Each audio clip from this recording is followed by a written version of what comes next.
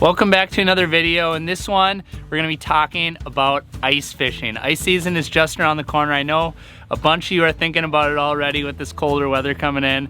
And we're gonna be chatting with Brad Hawthorne, and he's gonna share a bunch of tips that'll help you catch more panfish this season on the ice. So without further ado, let's jump right in. Brad's gonna start off by talking about why different types of hook styles can be really important.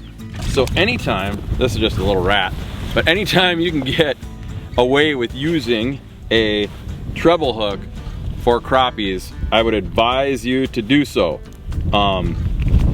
Forage minnow is probably the number one it's the number one panfish spoon ever designed, because it's basically a meat delivery system that you can put on and get these fish to go. So here, we were changing up from jigs, and we went from gold when the sun was high, and what I'll do is continually try to find my ceiling. So we're using gold, then we went to glow, and now I'm using that forage minnow spoon, and the crappies are still eating it. So to my point there is, whenever you're fishing crappies and you can get away with using a treble hook, do so.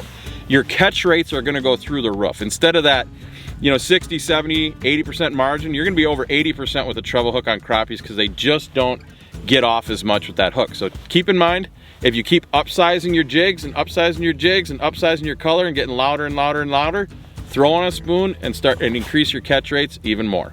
Next up, Brad is gonna talk about targeting fish that are either out deep in the deep water areas or up in the shallows, and basically how that affects your strategy, whether that's how much you're moving or what kinds of baits you're using. So shallow fish, it all depends if your shallow fish are bottom related or weed related. So shallow fish, if they're weed related, it's better off to stay put and grind it out. Those fish are always mingling and moving in the weeds. They're feeding in the weeds. That's where they live. That's where their home. That's where their protection is. So basin fish, on the other hand. So now you got weed fish. Then you've got shallow flat fish. Those fish are doing just what the basin fish are doing, it's just shallower. They're cruising bugs, minnows, larvae, stuff you can't see. So basin fish I treat just like shallow fish with no vegetation. So typically in a basin, your fish will scoot around. You kind of got to chase them down and hunt them with mega live. I call it pointing and shooting. So you point, you see your fish, you go get them, go shoot them, and that's how we do it. So the correlation between the two is pretty easy. I treat shallow flat fish just like basin fish. Chase them down, run them down, point and shoot them. But then when there's weeds, either deep or shallow, then I tighten up a little bit and pay attention more to your helix on how the fish are reacting, and figure out what they're feeding on, whether that's minnows, bugs, crayfish, whatever in those weeds, and start dialing in your colors and your lures faster in weeds. So in weeds, you don't know if they're eating crayfish, bugs, minnows, you don't know. You have to figure that out, and you have to adapt your lure choice way faster in the weeds than in the basin. In the basin, it's usually glow, what color do they want, and it's either a plastic delivery or a meat delivery, and then you're done. In the weeds, you might have to go through 5, 15 different things to figure out what they're eating, in that category that day in the weeds. Next up, Brad is going to talk about some key changes that he likes to make throughout the course of the day as the weather and conditions change. So, changing conditions is one of those things that's not really talked about a whole heck of a lot.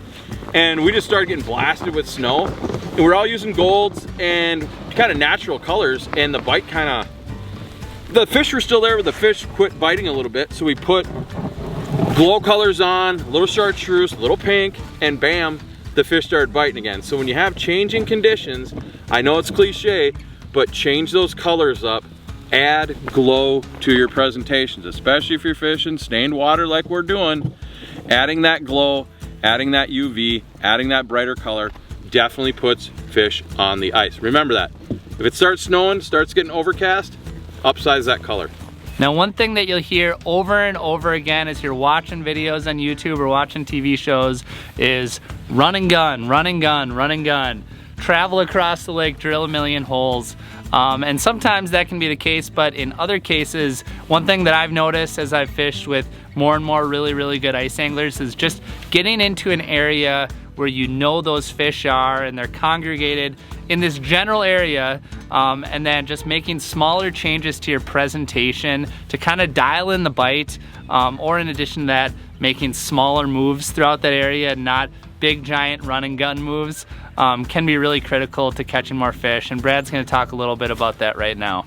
So kind of what we're doing, we're just bouncing around. I'm giving the holes a lot longer than you'd think. The whole run and gun, drilling 50 holes and bouncing through and just burning up real estate. We're kind of doing the exact opposite. We have about 12 holes drilled. As you can, I got 15 fish on my screen right now, and everyone does. Everyone's got fish on their screen, and they bite a little bit here and there, but you make a color change, they bite, go back to gold, they bite. Move holes, sometimes they'll bite, but basically that's the situation. If I sit on these fish for 15, 20 minutes and they don't go, I move 5 feet, 10 feet, and the fish will start biting. Or I'll go from gold to glow and the fish will start biting. So, as Brian was saying, it was, I didn't realize that we were on a dark moon phase, you know, and that usually means that there's fish gonna bite in the afternoon.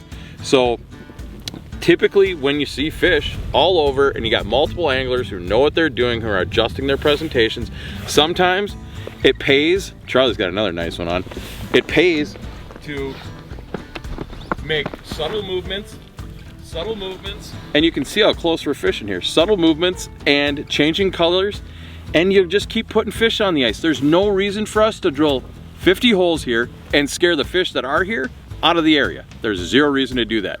Hone in your approach, hone in your color, and your presentation.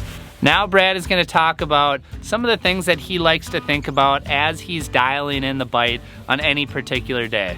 So we just went to the Fire Tiger color, what I call Fire Tiger color. So we changed up, this is my third color, or no, fourth color after the spoon, and I'm going to show you how effective changing color, I haven't changed holes, but changing color and changing your lure up just a little bit can put those fish on top of the ice. So the difference between what I'm doing and what other guys would do is, instead of being happy with the 10, 15 fish I caught today, I'm changing up my lures, and I'm gonna get another 15 to 20 fish because I wasn't afraid to put a little effort in and take that initiative and move my color. Oh, here we go.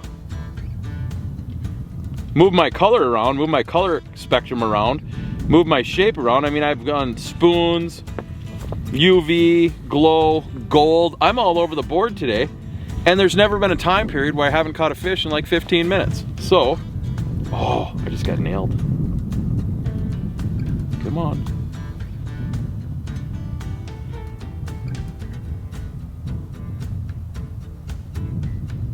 Oh, he's just pecking at it.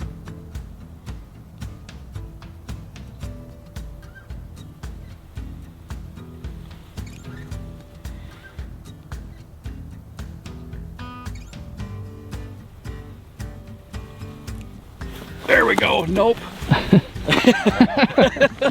Well, it took a second, but it did work. I'm like, hey. Go ahead. When I what was that, this spring we did that on Mille Lacs, where I was like, hey, called the shot. Yeah. Called it, but so there it is. Change colors, catch fish. It's pretty simple. And when you catch yourself being a little bit lazy and the fish aren't biting and you still have a few down there, change color. If you're using UV pink or UV orange or something like that and the fish die down, go to gold. There's no right or wrong, but the right thing to do if you're not catching fish is to change color, size, shape, or move your location. Yeah, and like for what it's worth, like this has not been like a really good bite. So for you to change presentation like that and to catch one right away, I would say is somewhat telling. And one thing like I've noticed is oftentimes it's just showing the fish something different. Exactly. It's not even like green is like the special color that day. It's giving him something. So they're down there and these fish, like on my Mega Live, you can see they're not moving. They're staying there.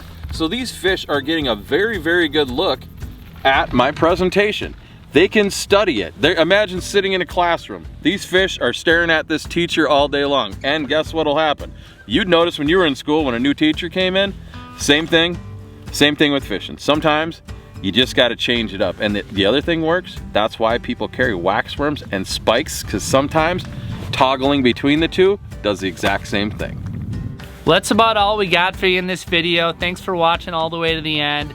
ice fishing season is just around the corner. Maybe by the time you're watching this video, ice fishing is already happening. But either way, I'm excited, and hopefully you got a few tips that'll help you catch a few more panfish this season. If you enjoyed this video and you learned something, make sure to hit that little red subscribe button down below, because we have a lot more awesome content coming in the future. And until then, we will see you in the next one.